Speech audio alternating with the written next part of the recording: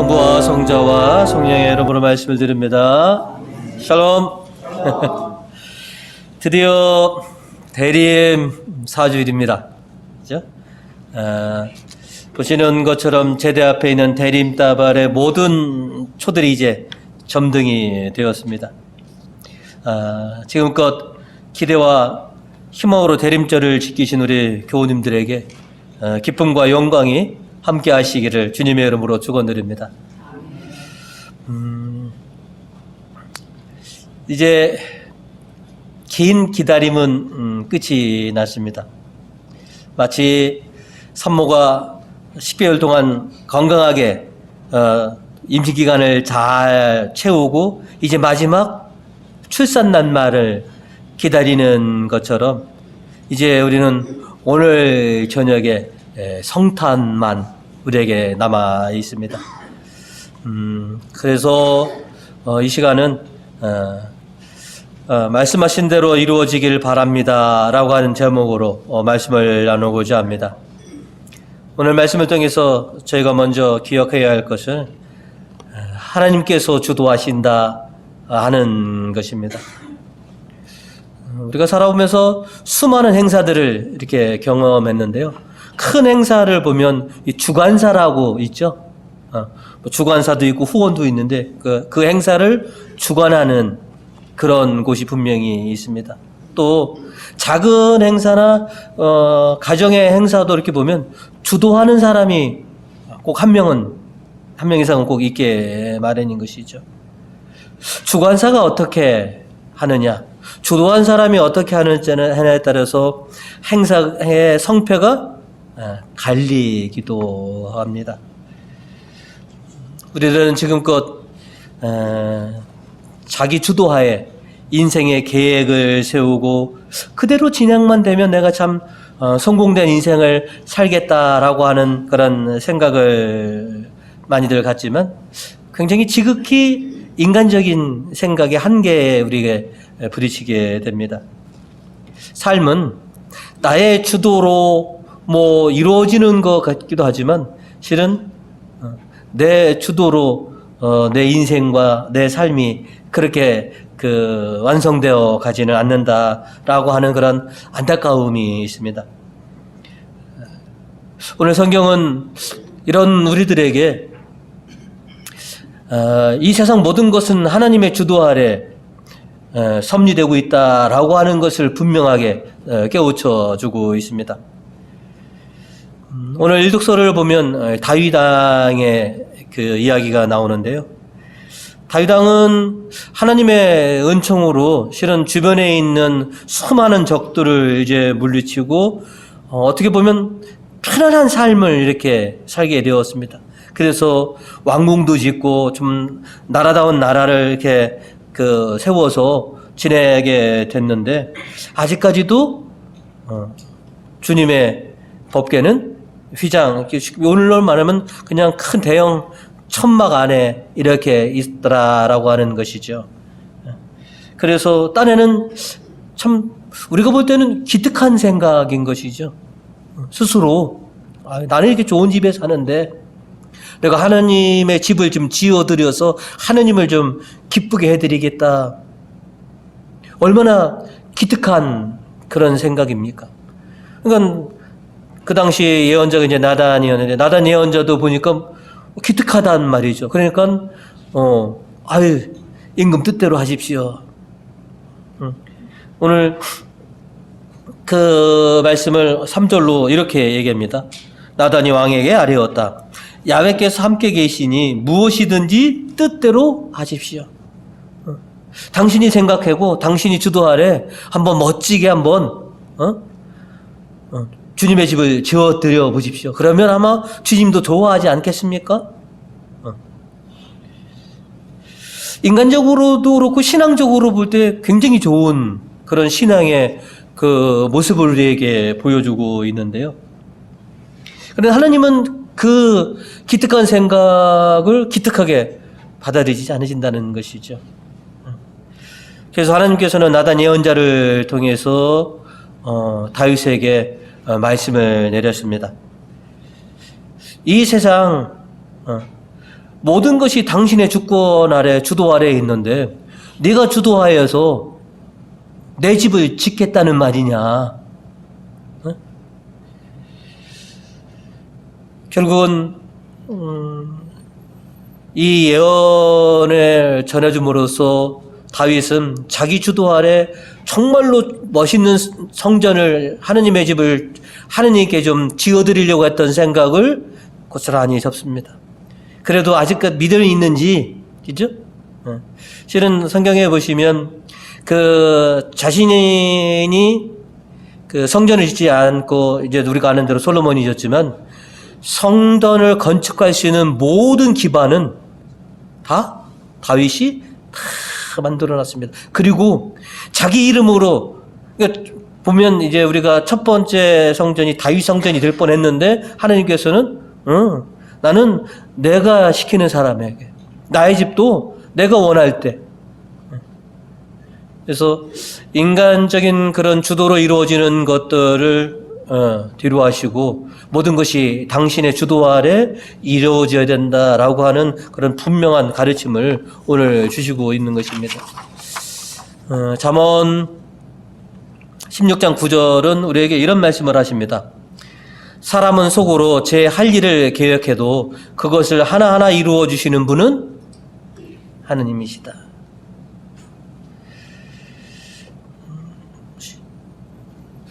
우리가 생각하고 우리가 계획해서 내 인생을 주도하는 것 같지만 결국은 내 인생을 완성하시고 나라고 하는 삶을 주도하시는 분은 하느님이십니다라고 이렇게 고백하게 되는 것이죠. 우리가 너무나 잘 아는 이 땅에 오시는 예수 그리스도의 탄생, 구원의 역사 또한 하나님의 주도하심 아래 그 구원의 역사가 이루어집니다. 하나님께서는 가브리엘 천사를 마리아에게 찾아가도록 그렇게 합니다. 오늘 복음 27절로 다윗 가문의 요셉이라는 사람과 약혼한 처녀를 찾아가게 하셨다. 그 처녀의 이름은 마리아였다.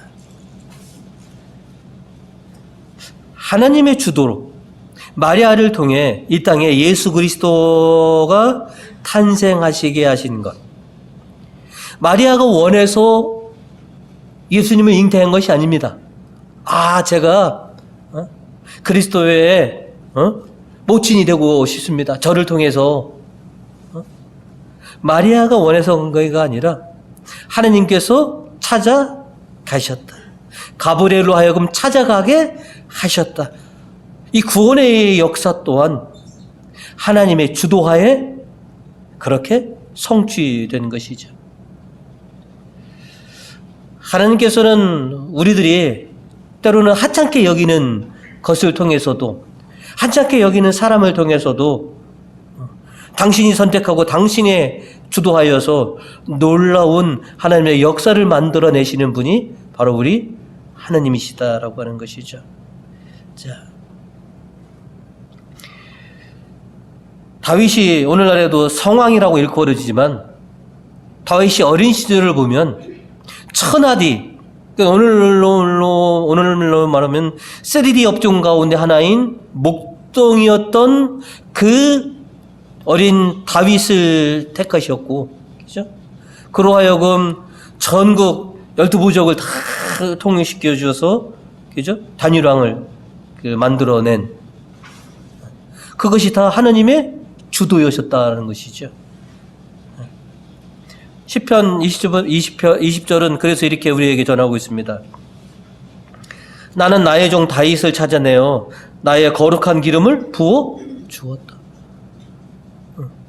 아무리 잘난 다윗이라고 하더라도 내가 그 천한 그 다윗을 선택해 그에게 기름 부어줘서 오늘날에 정말로 왕위를 안게 주셨다라고 하는 것이죠. 마리아 또한 마찬가지입니다. 구약에 보시면 나자렛이라고 하는 동네가 한 번도 언급이 안 된답니다. 중요하지 않는 그런 동네.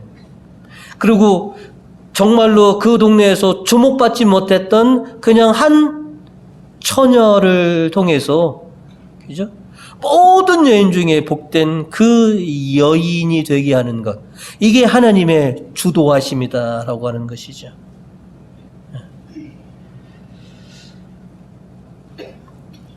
이 세상 모든 것이 다 하나님의 주도하에 있다라고 하는 그런 고백을 우리가 가져야만 된다는 것이죠. 오늘 이 독서 25절 후반절은 우리에게 이렇게 전하고 있습니다. 그리고 오랜 세월 동안 감추어 두셨던 그 심오한 진리를 나타내 보이심으로써 여러분의 믿음을 굳세게 해 주십니다. 하나님은 어떤 것은 감추시고 어떤 것은 드러나게 하시는 것이 하나님의 주도이시더라는 것이죠. 심오한 진리, 하나님의 놀라우신 그 역사들도 때로는 당신께서 우리가 알아채지 못하도록 감춰두셨다가 또 때가 됐을 때 그 심오한 진리를, 그 감추었던 진리를 드러나셔서 우리가 비로소 깨닫게 해 주시기도 한다는 것이죠. 지금 우리는 하나님이 살아 역사하시고 우리와 함께 계시다라고 하는 걸 믿지만, 그죠? 우리 눈을 띄워주지 않으시면, 그죠? 하나님의 현존을 우리가 보지 못하지 않습니까? 감추시는 이도 하나님이고 드러내시는 이도 하나님이시더라는 것이죠.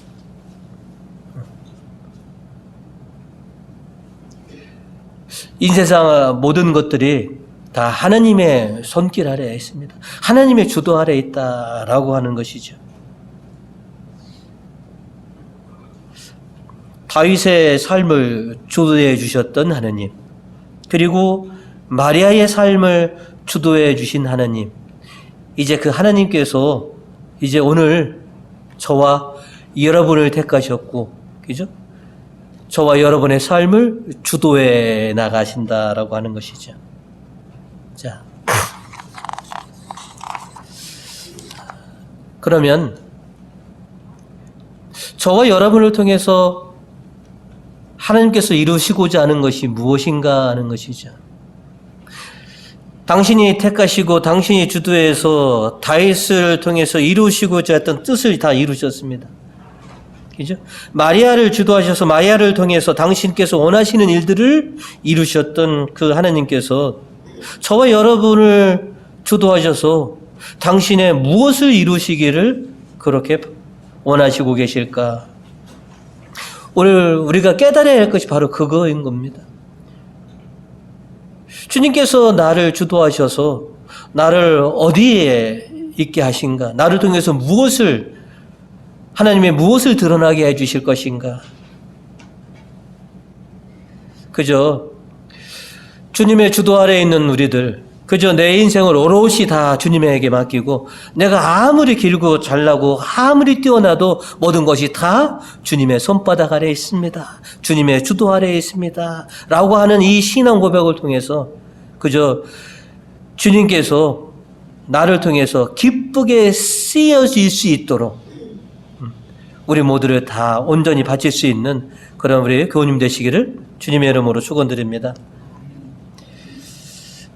두 번째로는 하나님의 이 주도에 대한 우리들의 반응입니다. 하나님의 주도하심에 우리가 어떻게 반응할 것인가? 하나님께서 나와 내 인생을 주도하실 때 나는 어떻게 반응하는 것이 참으로 올바른 반응일까? 하나님의 주도하심에 전적으로 순종하는 모습을 보이는 것이 합당한 자녀로서의 도리인 것이고 그것이 정답이다 하는 것이죠. 하나님의 주도하심에 발버둥 치지 않고 외면하지 않고 전적으로 순종하는 모습. 다윗은 자신이 주도하고 싶은 그 모든 것들을 주님의 뜻에 기꺼이 순종해서 내려놓습니다.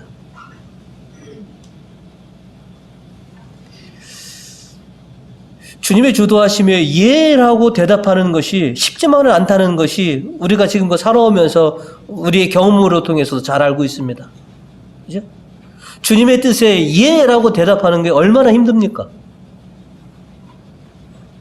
하지만 주님께서는 바로 그것을 원하십니다. 전적으로 당신을 믿고 그저 순종하는 그런 자녀의 모습을 우리가 갖는 것. 다윗의 이런 순종적인 모습을 통해서 그죠? 다윗과 그 후손 대대로를 축복해 주십니다. 자, 오늘 1도서 16절에 보시면 내 왕조 내 나라는 내 앞에서 길이 뻗어나갈 것이며 내 왕위는 영원히 흔들리지 아니하리라고는 이 어마어마한 축복의 언약을 주신 것이죠. 왜? 다윗이 기꺼이 주님의 주도하심에 순종하기 때문에. 마리아도 이렇게 돌이켜보면 약혼하고 1년 동안 이제 그 정혼 기간을 지났는데 얼마나 많은 설교, 얼마나 많은 꿈에 부풀어 있었겠습니까? 그죠? 신처 살림은 어떻게 꾸미고 인테리어는 어떻게 하고, 그죠? 그런데 하나님의 이 주도하심에 이제 기꺼이 자신이 꿈꿔왔던 행복한 알콩달콩한 그런 결혼 생활을 다 내려놓고 예라고 대답을 합니다.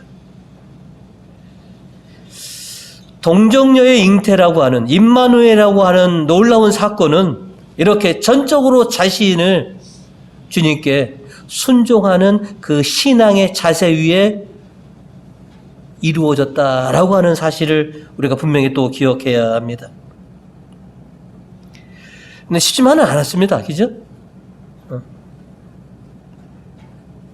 장차 내가 잉태하여서 아들을 낳을 테니 그 아들을 예수라 하여라. 그죠? 그런데 지금 마리아는 그죠? 요셉하고 뽀뽀나 해봤지. 그죠? 그래서 대답합니다. 아직 이 몸이 처녀인데요?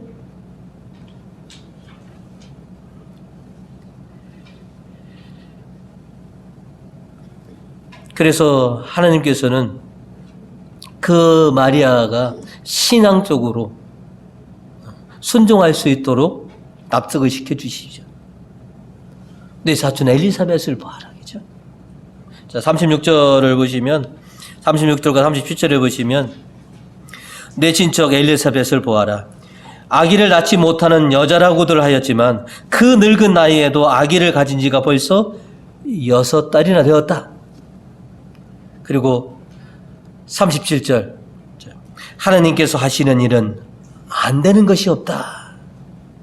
네가 처녀라도 하나님께서 하시는 일은 안 되는 것이 없다. 성령이 너에게 임하실 것이고 하나님의 강한 힘이 너를 통해서 아기를 잉태하게 하실 것이다. 이렇게 하나님의 주도하심에 마리아는 그저 순종할 수밖에 없었습니다. 그래서 오늘 마지막 말씀으로 이렇게 신앙의 고백을 하게 되죠. 이 몸은 주님의 종입니다. 지금 말씀하신 대로 저에게 이루어지기를 바랍니다. 이제 마리아는 자기 중심의 그 생활을 계획했었죠. 요새가 어떻게 알콩달콩 살아갈까? 어떻게 하면 우리가 행복하게 결혼 생활을 할까? 자기 중심의 그 결혼 생활에서 이제는 자신에게 오시는 예수 그리스도를 중심으로 살아갈 수밖에 없는 그 삶으로 이제 기꺼이 모든 것을 내려놓습니다. 참 제일 힘든 게 육아라고 하잖아요. 아이가 태어나는 기쁨이 있지만, 그죠? 이제 아기가 태어나면 이제 엄마 아빠의 주도적인 삶에서 우리가 경험해봤지만 이제 누구 중심으로 돌아갈 수밖에 없습니까? 그죠? 아기의 생활 리듬에 다 맞출 수밖에 없지 않습니까? 주님을 우리가 맞아들인다라고 하는 것은 바로 그겁니다. 지금껏 내 생각, 내 주도하에 인생을 살아왔다면 이제 예수 그리스도를 통해서 예수 그리스도를 중심으로 살아가는 삶이 되겠다라고 하는 것이죠. 그런 순종을 우리가 하는 것이죠.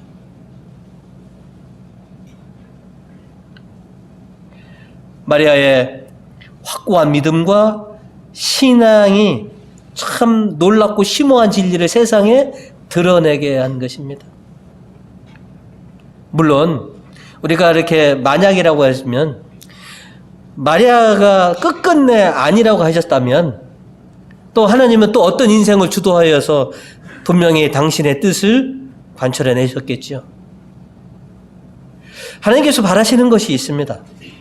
그죠? 우리가 당신의 주도대로 당신의 손길대로 그렇게 살아가기를 바라시고 만약에 거절하셨다 하더라도 뭐예요? 그러면 또 순종하는 그 누군가를 찾아내셨을 것입니다. 마리아는 하나님의 그 요구에 기꺼이 자신을 하나님 사역에 훌륭한 도구로서 자신을 바치고자 그렇게 고백을 하였습니다. 그리고 이제 그 고백한 삶, 이제 자신에게 오시는, 그죠? 예수 그리스도와 더불어 살아가는 삶. 이게 모든 것이 이제 예수님 중심으로 살아가는 그런 삶을 우리들에게 실은 보여주고 계십니다. 데살로니가전서 4장 1절은 우리에게 이렇게 말씀을 전하고 있습니다. 교회 여러분, 마지막으로 주 예수의 이름으로 부탁하며 권고합니다. 여러분은 어떻게 살아야 하나님을 기쁘게 해드릴 수 있는지 우리에게서 배웠고 또 배운 대로 살고 있습니다. 그러니 앞으로 더욱더 그렇게 살아가십시오. 어떻게 살아가는 것이 주님의 원하시는 대로 살아가는 것이고 어떻게 우리가 살아가는 것이 하나님을 기쁘게 해드리는 건지 우리가 이미 알고 있다라고 하는 것이죠. 그리고 그렇게 살아왔고 앞으로도 그렇게 살아가기를 지금 권고하고 있습니다. 내가 어떻게 살아가야지 정말로 하나님의 주도대로 살았다라고 하는 그런 소리를, 칭찬을 우리가 들을 수 있을까?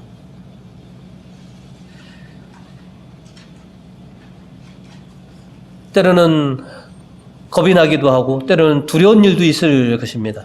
힘든 일도 있을 것입니다. 하지만 하나님께서 내 삶을 주도하시고자 하실 때 기꺼이 내 삶을 내어드릴 수 있는 그런 마리아와 같은 굳건한 신앙을 우리가 갖춰야 되겠다라고 하는 것이죠. 외면하기도 하고도 싶고 피해가기도 싶은 그런 마음들이 우리 안에 있을 것입니다. 하지만 주님께서 원하시는데 주님께서 나를 통해서 무언가를 이루고자 하실 때 기꺼이 마리아처럼 예, 그렇게 하겠습니다 라고 대답하는 그런 믿음 깊은 그런 종들이 되어야 되겠다라고 하는 것이죠.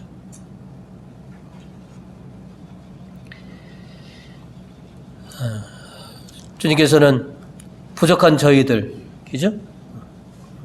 참 능력도 없고 이름도 그렇게 좀 유명하지 않는 이 비천한 우리를 통해서 어디에 쓰시려고 나를 선택하셨을까? 분명히 쓰임이 있다라고 하는 것이죠.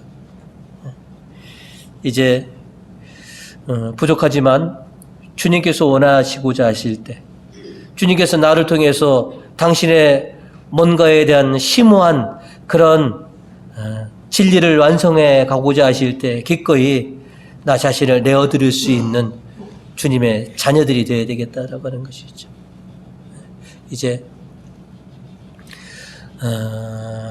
내 생각을 좀 내려놓고 주님께 나를 통해서 그렇게 펼치시고자 하시는 그 놀라운 하나님의 역사를 여러분들도 이뤄나가실 수 있는 그런 믿음 깊은 그런 자녀들이 되시기를 주님의 이름으로 축원드립니다.